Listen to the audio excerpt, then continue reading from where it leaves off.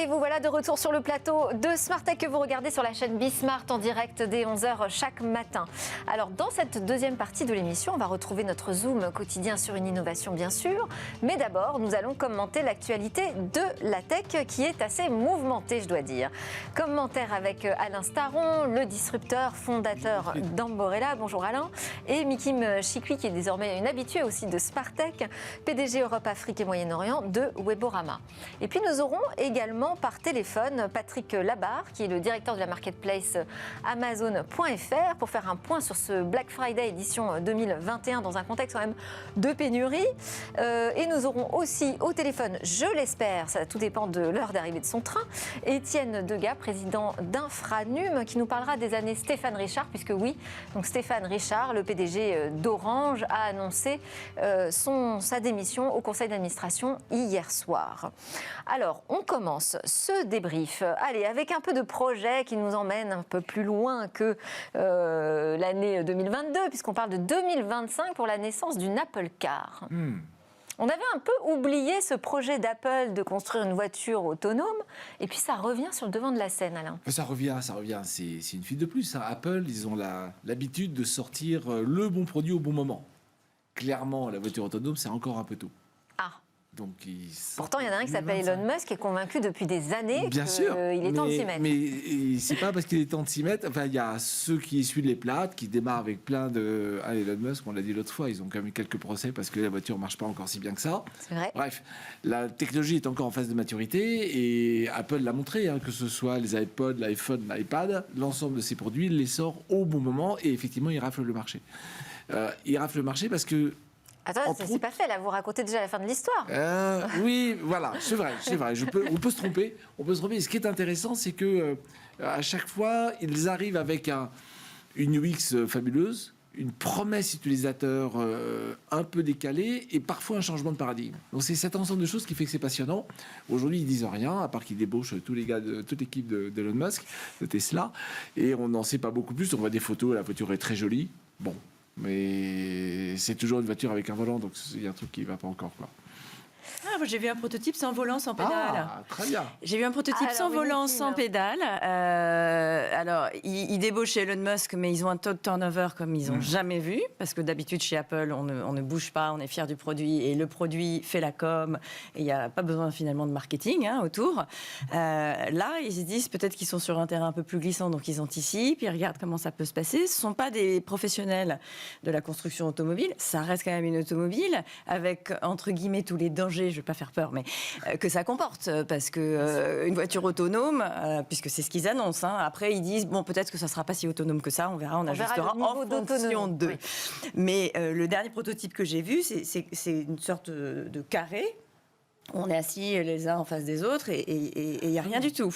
Donc ça, c'était... Bon après, celui tout ceci n'est que fantasme, bien sûr, spéculation. Mais je trouve ça assez sympathique, finalement, de voir que la tech progresse, l'intelligence artificielle progresse. Je trouve que c'est assez positif. Et ça veut dire aussi que vraiment, on a des acteurs qui viennent du monde des technologies, du numérique, qui se positionnent de manière très, très forte et donc de plus en plus nombreux sur ce secteur de l'automobile. Et je voulais vous faire réagir à une autre actu, vous allez me dire qui n'a rien à voir, mais c'est quand même ce secteur de l'automobile, c'est Ford et General Motors qui nous disent nous on va s'intéresser aux semi-conducteurs. Tiens. Mais oui. Alors juste pour la fin de la première chose, ça fait quand même quelques années qu'au CES, on voit des grands de l'électronique grand public se lancer dans la voiture. Oui. Il y a Samsung, il y a les LG qui sortent ils disent en fait la voiture c'est un cockpit sur roue. Tesla disait la voiture c'est un iPad, enfin une tablette sur roue. Tesla d'ailleurs Elon Musk a voulu vendre Tesla à Apple il y a quelques années. Et puis il y a la voiture et puis il y a le taxi volant. Enfin, c'est effectivement. Autonome. Donc juste pour terminer là-dessus, quand même, la voiture autonome, elle porte dans ses gènes la possibilité de ne plus avoir besoin d'acheter une voiture. Autrement dit, ça ne serait plus une voiture qu'on possède, c'était un service qu'on prend. Oui. Donc pour Apple, c'est un truc un peu nouveau. Alors ils veulent vraiment aller vers le service, mais c'est plus un service porté par un produit que je vends à chacun des particuliers, c'est autre chose. Donc là, le business model n'est pas super clair. Ils ont pas shifté vers un business model qui est à la Lyft ou à la Uber, etc. Tout à fait, parce qu'ils disent que possiblement ils vont commercialiser comme une voiture individuelle. C'est le grand sujet. Voilà, ils n'ont pas encore annoncé ce qu'ils allaient faire. Mais pour revenir sur les composants, les constructeurs plus traditionnels Oui, eux, s'intéressent aux composants parce qu'ils ont besoin d'approvisionnement. Puisqu'ils s'approvisionnent pour 75% des produits dans une usine à Taïwan, avec tous les problèmes géopolitiques que Taïwan subit en ce moment. Donc le sujet est très compliqué. Donc ils essayent de relocaliser la production pour être un peu plus indépendants, et en tout cas moins dépendants de la Chine. Ça veut dire qu'il va falloir qu'ils trouvent des bons partenaires pour ça. Alors, ils en ont listé, mais la question qu'on se pose, même sur la voiture, même sur Apple, pardon, oui. La majorité de ces composants sont fabriqués en Chine et à Taïwan, hein, ou en Asie, en Corée, au Japon. Bon. Quid? Alors, sur le côté composants, on est en train de relocaliser. Ça va prendre 2 ans. Ouais. Intel fait des usines, Samsung fait une usine, ça a dû annoncer hier ou aujourd'hui dans le Dakota, enfin non, mais quelque part aux États-Unis. Oui. Bref, donc la relocalisation des composants est en cours. C'est Renault qui disait que 50% de la valeur d'une voiture sera logiciel. Si 50% de la valeur logicielle, le logiciel il tourne sur des composants, des microprocesseurs, des choses vraiment, dont on a besoin de composants. Maintenant, quand vous regardez un PC, je ne sais pas quelle est la part de la valeur du PC qui est dans les composants, mais elle est énorme. Autrement dit, le fabricant de PC, il fait un peu d'habillage autour d'un cœur qui ne lui appartient plus. Donc si on dit d'une part le moteur est électrique, donc qui coûte 10 fois moins cher qu'un moteur thermique, point numéro 1, et mes experts ancestraux sur le thermique n'ont plus de valeur, très bien. Si d'autre part on dit que toute la valeur ajoutée, elle est électronique, effectivement, il y a des questions à se poser si on vous paraissait juste le carrossier. Sauf que les deals qu'ils sont en train de faire ne sont pas des deals de rachat, d'intégration verticale, c'est des deals de partenariat. Oui, on ne peut pas changer de métier du jour au lendemain non plus. Alors, nous, on va changer de sujet en revanche, puisque j'ai en ligne avec moi Patrick Labarre, le directeur de la marketplace Amazon.fr. Est-ce que vous nous entendez bien en plateau? Bonjour. Oui, bonjour Delphine. Merci de prendre un peu de temps pour nous parler de ce Black Friday 2021. Ça m'intéressait de savoir comment ça démarrait, puisque finalement c'est demain, mais en fait ça a déjà démarré ce Black Friday. Comment ça se passe aujourd'hui? Est-ce qu'il y a un rythme d'achat accéléré par rapport à la saison précédente par exemple?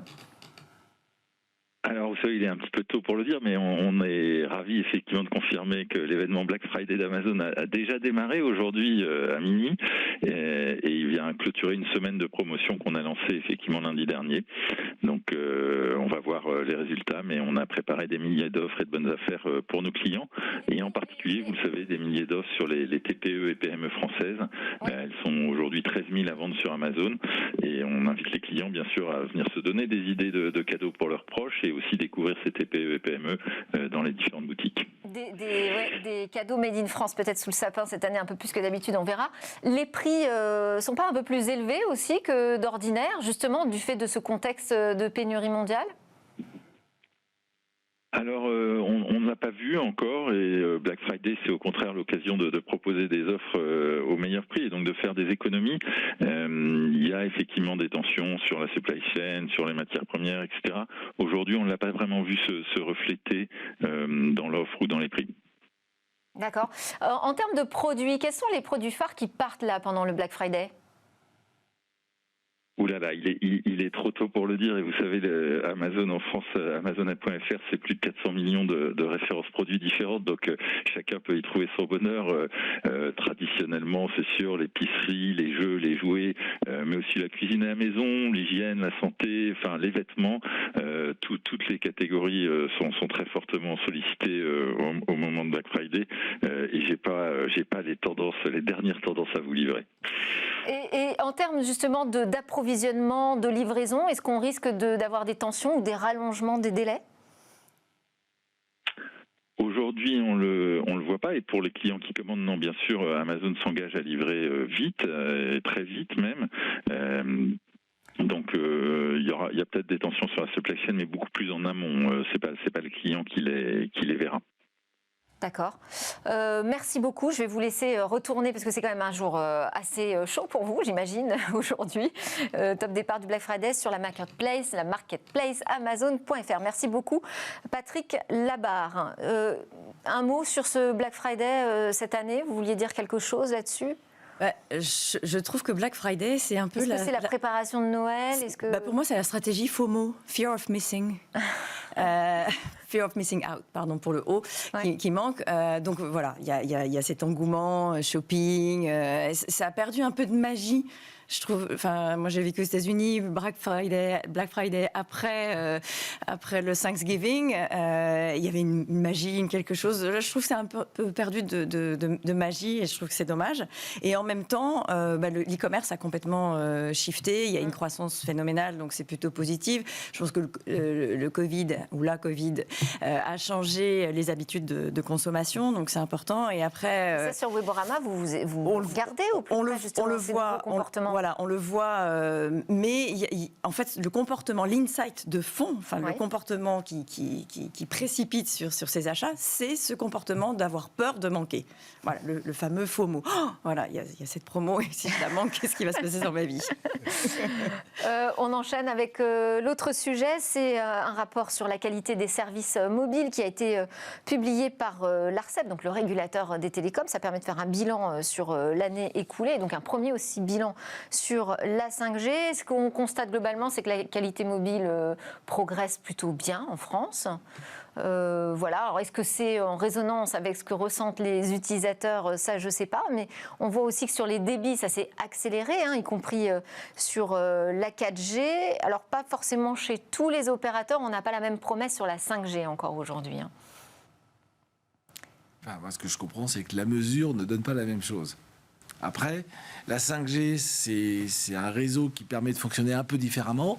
Et donc, il y a un débat en ce moment avec Free en particulier, qui dit que lui, il utilise le multiplex absolu quand l'ARCEP décide de mesurer juste un seul flux. Donc, forcément, il est désavantagé. C'est ça. En fait, il y a le choix entre couvrir un maximum de territoire avec un maximum d'antennes ou se concentrer sur les puissances les plus importantes pour offrir le plus de débit. C'est là où on voit les différences. Ouais. Alors après, j'ai envie de dire, c'est une des dernières fois qu'on va s'intéresser comme ça à cet observatoire. Ouais. Pour quelle raison? En fait, d'une part, on utilise de plus en plus de données, mais d'autre part, nos objets se mettent à utiliser des données. Et c'est une bonne nouvelle, ça va relâcher notre temps de cerveau, parce que honnêtement, moi j'en ai plus, donc je ne savais même pas que c'était maintenant. Bref, donc... ça veut dire quoi? Ça veut dire que les objets vont se mettre à utiliser toutes ces fréquences. Et c'est là que la 5G est une excellente nouvelle, parce que dans les objets, il y a les robots qui permettent d'améliorer l'agriculture, le rendement de l'agriculture. Donc c'est juste excellent pour l'écologie, c'est juste un message. Bref. Et ça veut dire quoi? Ça veut dire qu'il va falloir commencer à se poser la question, non pas de mesurer ce qu'on constate avec nos appareils directs, mais ce que constatent les objets qui nous rendent service. Voilà. Et donc, utiliser les nouvelles normes qui sont sorties.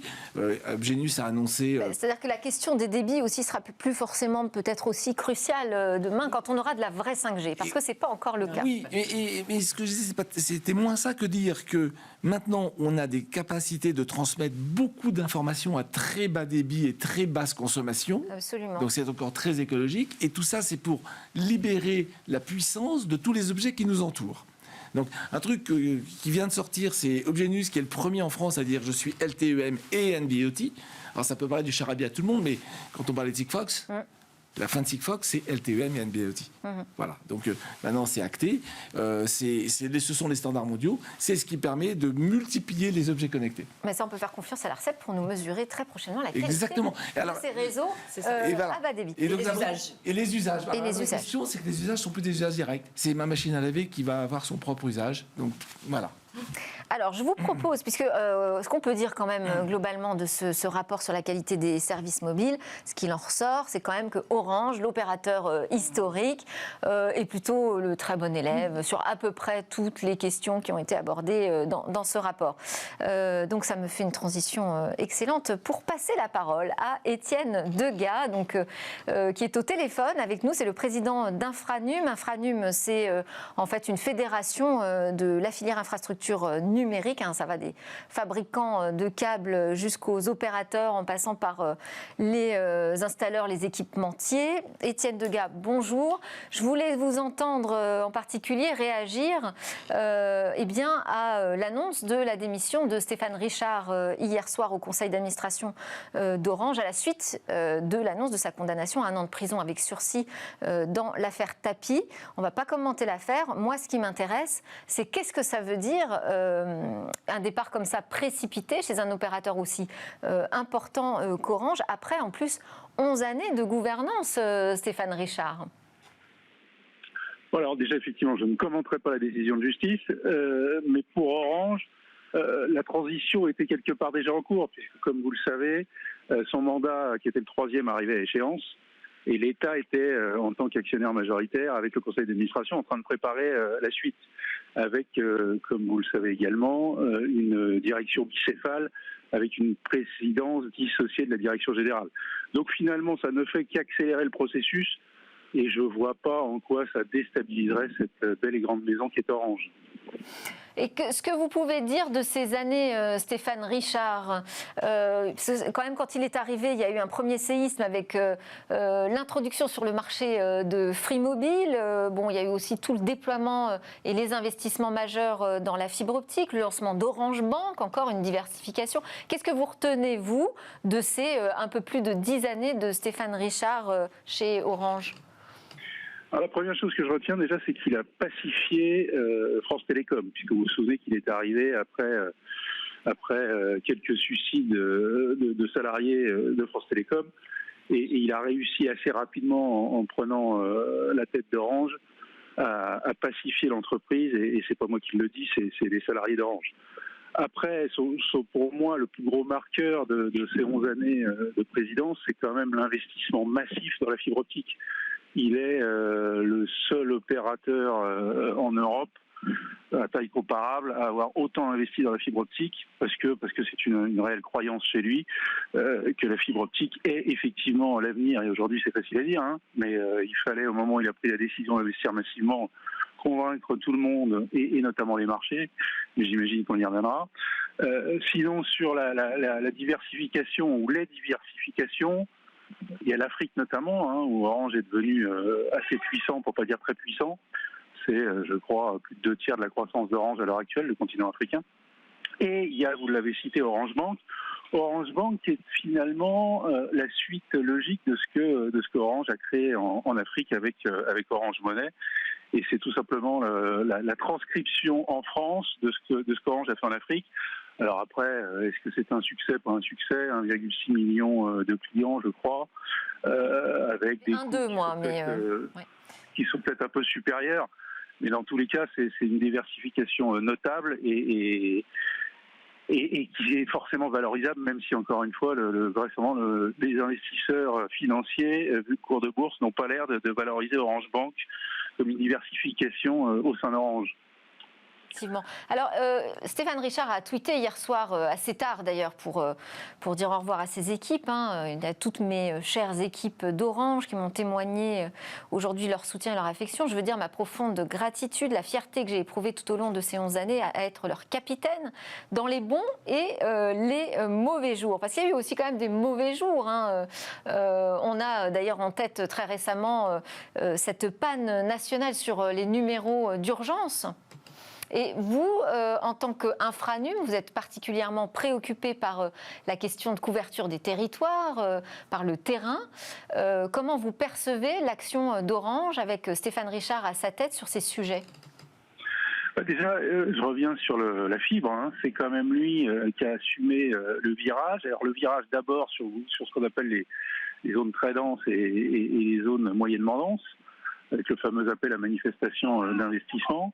Mais il a également pris un pari qui était absolument pas évident pour Orange, qui était d'aller exploiter des réseaux qui lui appartiennent pas, c'est-à-dire les réseaux des collectivités territoriales au travers des fameux réseaux d'initiative publique, puisque les réseaux d'initiative publique appartiennent aux collectivités locales, qui aux régions, départements, et Orange sous forme de délégation de services publics, de concession ou d'affermage, exploite aujourd'hui ces réseaux et ces réseaux qui lui appartiennent pas. Et donc c'est vraiment pour moi, une des avancées majeures du mandat de Stéphane Richard, d'avoir accepté le principe d'exploitation de réseaux détenus par des tiers.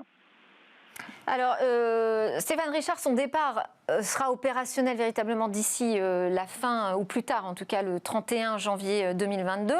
Mais je sais que vous, Étienne Degas, vous allez aussi quitter la présidence d'Infranum pour de toute autre raison, vous allez sans doute nous expliquer. Mais dès le 9 décembre, quels sont les chantiers que vous laissez à votre successeur ? Alors il y en a un certain nombre. C'est d'abord la complétude. La complétude, puisque nous avons aujourd'hui rendu au 30 juin 2021 deux tiers de locaux raccordables dans notre pays. Il y a simplement un tiers des locaux qui sont raccordés, qui sont donc clients à la fibre optique. Donc il y a encore énormément de travail à faire, même si effectivement le TGV est lancé à 300 km/h et on ne l'arrêtera pas. On ira bien fibrer, alors pas 100%, mais 99% du territoire d'ici 2025. Donc ça, c'est le premier des chantiers. Le deuxième, c'est évidemment le déploiement de la 5G. Vous en parliez juste avant. La 5G, comme vous le savez, on en est au début de l'histoire. Donc là, il y a un grand gisement pour nous, pour les entreprises membres d'Infranum, de chiffre d'affaires et évidemment d'emploi. Il y a le décommissionnement du réseau cuivre d'Orange, qui est un sujet assez vaste, puisque vous savez qu'on a ce fil de cuivre qui relie l'ensemble des locaux de notre pays et qu'il va bien falloir déposer une fois que la fibre sera déployée sur les territoires à 100%. Et c'est un grand chantier pour lequel d'ailleurs Stéphane Richard a lancé ce chantier il y a quelques semaines, il y a quelques mois, avec lequel l'ARCEP et le gouvernement devront également se prononcer et c'est pour nous... Et d'ailleurs, Étienne Degas, normalement, Stéphane Richard devait tenir une conférence sur justement l'organisation de la fin du cuivre, donc je ne sais pas s'il le fera demain avec l'AVICA. Je vous remercie, on arrive à la fin du débrief de l'actu. Merci beaucoup d'avoir pris le temps de commenter cette actualité avec nous au téléphone. Étienne Degas, donc président d'Infranum. Merci aussi à Alain Staron, fondateur d'Amborella, et à Mikim Chikli, qui est venu aussi exprès en plateau pour commenter l'actu, PDG Europe Afrique Moyen-Orient de Weborama. À suivre dans Smart Tech, on parle de demain.